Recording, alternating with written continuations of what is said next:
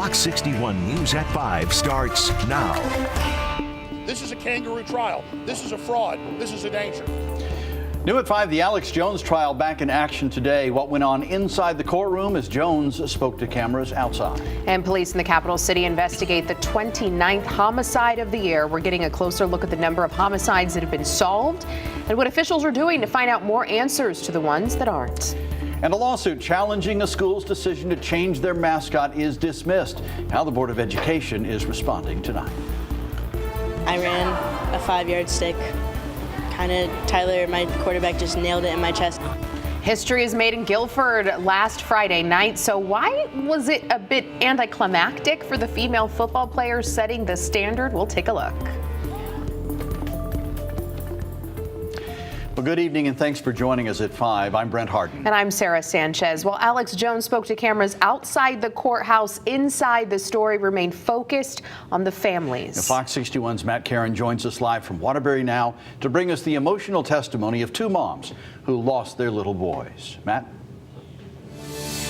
Yeah, hi guys. Those two moms, Francine Wheeler and Jackie Barden, they both took the stand today and described the last moments that they saw their little boys alive, but also how that false label of being crisis actors has followed them throughout life wherever they've gone. The mothers of Benjamin Wheeler. He had this big, bright smile. And Daniel Barden. He was so compassionate. Testified separately, but told a similar tale. She had to block over 100 people. A tale of torment spurred by the lies of Alex Jones and incited by his army of info warriors. It is one thing to lose a child. It's quite another thing when people harass you. When the Sandy Hook Choir performed at the Super Bowl following the massacre, this picture was mislabeled as proof Ben was still alive. There was a boy in the choir that they were saying was Ben. At the same time, Sandy Hook deniers claimed Ben's brother Nate, who heard the murders hiding in a utility closet in the gym, was Ben. They took my identity. They took my husband's identity. They took my surviving child's identity. The Sandy Hook lie penetrating into even the most protected of places. A support group of grieving mothers. Francine encountering a woman who lost her own son just 3 weeks prior. And she looked at my necklace, and I have a picture of Ben, and she said, "Who's that?" And I said, "That's my son, Ben. He died in his first grade classroom at Sandy Hook School." And she said, "What?" I said, "Yeah, he died at Sandy Hook." And she said, "You're lying. That didn't happen." As Jackie Barden replaced her on the witness stand, she recalled the messages left on Daniel's memorial Facebook page. Daniel was never existed. Our son James was Daniel. Some people would write about that we killed Daniel. I mean, it was crazy stuff. Messages that also made opening the Daily Mail an anxiety-inducing experience. I remember one saying that they were at Daniel's grave and they had peed on his grave because they didn't think anybody, they didn't believe that Daniel was buried. And another letter was that they were going to dig Daniel's grave up. All right, and in another unexpected twist to this case, the courthouse actually had to be evacuated today briefly when it was discovered that somebody pulled the fire alarm from the parking garage. Mark Barden finished up testimony for the afternoon today. Daniel Barden's father, he was expected to be the last witness to take the stand before tomorrow. That's when we expect Alex Jones to once again continue his testimony before the jury finally has to decide how much money to award these 8 Sandy Hook families and that 1 FBI agent in damages. We're live here outside Waterbury Superior Court. Matt Caron, Fox 61 News. All right, Matt, thank you. And as Matt indicated, Alex Jones did not testify this morning. But he again addressed a crowd outside the courthouse several times today. Fox 61's Lindsay Kane is in Waterbury with what he had to say. Alex Jones did not have to take the stand today in order to remind everyone where he stands on his trial. He's continuing to call this a, quote, show trial and, quote, kangaroo court, and he continues to be at risk of being held in contempt. Jones came to court this morning but walked back out shortly after. He says he was told he was not supposed to testify today, and if he does testify, he'll be called by his defense attorney, Norm Pattis. But he also says he may not end up testifying at all. Jones saying he's, quote, like a potted plant, not being allowed to defend himself with several barred topics in order by the judge he can't speak on. The judge has already found him liable of damages. Now, again, he says he may not testify at all, saying he will not, quote, perjure himself. That judge, again, admonished that I would go to jail tomorrow if I give any other answer of yes, no, or I don't know. So when they get up and say, isn't it true you made money off this? No. The judge says I'll go to jail. She says I did. It's a lie.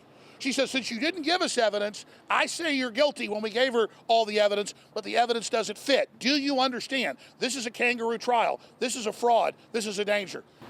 It's also important to note that despite Jones continuing to say that the judge has found him guilty, despite him continuing to say he's innocent, this is a civil trial, so there is no innocence or guilt. The judge has, again, already found him liable of damages, and now the jury just has to set a price to which he has to pay. We'll continue to follow the latest as to what's going on both inside and outside the courtroom, on air, online, and on Fox 61+. In Waterbury, Lindsay Kane, Fox 61 News. Thank you, Lindsay. Well, one person is dead after an attempted carjacking. 3 people were shot during the incident in Hartford. This is the city's 29th homicide of the year. How many of these shootings and homicides have been solved this year, though? Fox 61's DeAndrea Turner joins us live in Hartford to get some answers for us. Hi, DeAndrea. Hi, you guys. Well, while this is an active and open investigation, 2 people have been arrested for this crime. However, the question that is happening tonight is, will the victim be charged with the homicide? A bullet lodged in the side of a car, 2 people still in the hospital, and a family planning a funeral for their loved one. All ramifications of Monday afternoon's shooting. Exact location where that happened has not seen as much crime as you would get in a different area of Park Street. So that was surprising. One suspect is dead and another in stable condition after what police say was an attempted robbery and carjacking on Park Street Monday. The victim, who was permitted to carry a gun, shot back at the suspects. He too was wounded in the gunfire. At this point, it looks like the individual was defending himself and potentially his car, but he's in the hospital, and it could have very easily been tragic for him and his family, a lot more tragic than it is right now. And as if the victim will be charged. We've seen self-defense situations before, whether it be with firearms or even not with firearms, where we just collect the facts and we work with the state's attorney's office to see if it's a chargeable case or it's not, and that's what will happen here. Now, if the victim is not charged, this homicide will be cleared by what is called exceptional clearance. Exceptional clearance is a solid homicide. There's just circumstances that prevent us from making an arrest, or it was justified, or there's many different ways that can go. And you guys, we both found out that both of the suspects in this case, they were actually out on probation. And one, the deceased suspect, he was waiting on a court appearance for a probation violation. For now in Hartford, DeAndrea Turner, Fox 61 News. All right, turning back to the weather now, and I just have one question. When are we going to see sunshine in 70s again? I did say that today to my husband. I said, the cool weather's really nice, but I'd love to see some sunshine. Just a little bit, just a little peek of the sun. Or a lot. That would be okay, too. That's the thing about this time of year. Usually we're kind of going back and forth, but we're like stuck in fall mode here. We will get the sun on Thursday, not tomorrow, but Thursday and Friday, and along with it, some warmer temperatures too. But for now, it is more of the same, not only through the night tonight, but into the day tomorrow with clouds, cool temperatures, off and on showers, and even a gusty breeze, which will eventually relax as we head towards tomorrow night. But we've got some showers out there from Middletown through Southington, and as we widen out the picture across Litchfield County too, it's rather wet.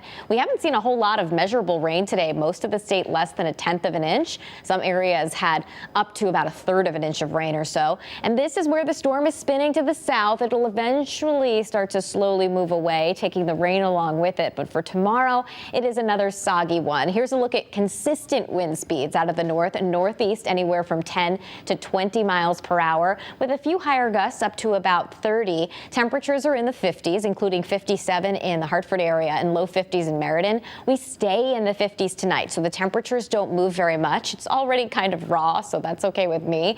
Heading through the day tomorrow, highs up around 60 degrees. Again, it won't rain the whole day, but just like today, you want to keep the umbrella by your side, maybe even a light fall jacket too. But here comes the sun in the forecast. We got it for you, but the warmer numbers won't last long. We'll explain coming up. So you've got good news and bad news for us. All right, at least 79 people have now been confirmed dead from Hurricane Ian. In hardest hit Lee County in Florida, all 45 people killed by the hurricane there were over the age of 50. Hundreds of thousands of Florida residents are still without power a week after the storm first made landfall. And Florida Governor Ron DeSantis says National Guard helicopters will be flying in supplies and linemen to assist residents who stayed behind. You just need to get people on there, and they need to start doing what needs to be done, clearing roads, and we are working on the roads and all that now. State officials said they expect power to be restored by Sunday to customers whose power lines and other electric infrastructure is still intact. President Biden is slated to visit Florida tomorrow. The Norwalk man faces charges tonight after allegedly assaulting another man at a high school football game. Police say they were called to Brian McMahon High School on Sunday, where they found a man lying on the field unconscious. According to witnesses, 32-year-old Christopher Polk allegedly used a football helmet to hit the victim in the head. Polk was located and taken into custody this morning. He's being held on $75,000 bond. The victim has since been released from the hospital and is recovering from his injuries tonight. State police arrest a man for allegedly making multiple threats at the Wethersfield DMV. Police say they got a report from an employee who received a threatening phone call yesterday, and that employee feared for their safety. Police identified the caller as Jakari Burks. Investigators say he had more than 20 calls to the DMV and sent roughly 75 emails to a department inbox.